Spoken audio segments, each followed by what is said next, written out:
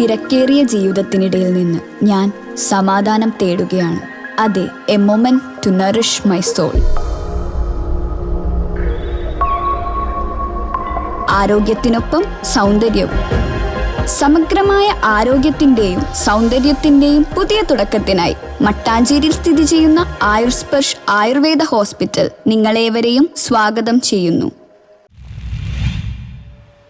നീണ്ടൂർ ക്ഷേമോദയം സഭ തിരുമാണ്ടാംകുന്നിൽ ശ്രീ ഭുവനേശ്വരി ദേവി ക്ഷേത്രത്തിൽ 8ാമത് ശ്രീമദ് ഭാഗവത സപ്താഹ ജ്ഞാനയജ്ഞം തുടങ്ങി.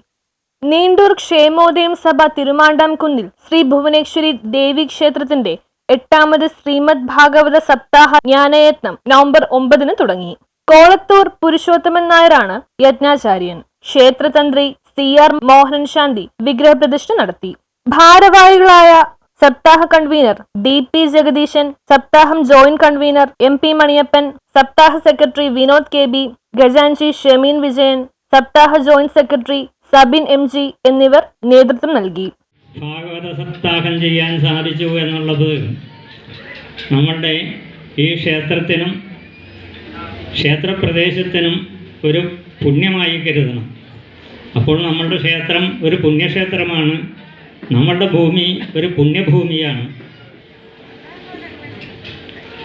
ഓരോ കാലഘട്ടങ്ങളിൽ ഈശ്വരാധീനത്തിനായി സമർപ്പിക്കാനായിട്ട് പല കാര്യങ്ങളും നിർദ്ദേശിച്ചിട്ടുണ്ട്. മഹർഷിമാരുടെ കാലഘട്ടത്തിൽ തപസ്സാണ് അനുഷ്ഠിച്ചിരുന്നത്. അത് രാജവംശകാലമായപ്പോൾ യാഗമായിട്ട് മാറി. പിന്നീട് ഹോമപൂജാദികളും നാമജപാദികളും ഒക്കെയായിട്ട് പരിവർത്തനപ്പെട്ടു. കണ്ടപ്പോൾ നമ്മളെല്ലാവരും വിചാരിച്ചു, ഭഗവാനെ ഭഗവതി എന്താണിത്? പക്ഷേ പ്രകൃതി നമ്മളെ കനിഞ്ഞനുഗ്രഹിച്ചു. ഇതുവരെ മഴയുടെ ഒരു ലാഞ്ചന പോലും നമ്മൾ കണ്ടില്ല. ആ കാർമേഘം മൂടി നിന്ന അന്തരീക്ഷത്തിൽ ഇത്രയും ഭംഗിയായി നടക്കാൻ നമ്മളെ അനുഗ്രഹിച്ചതും ഭഗവാനും ഭഗവതിയും.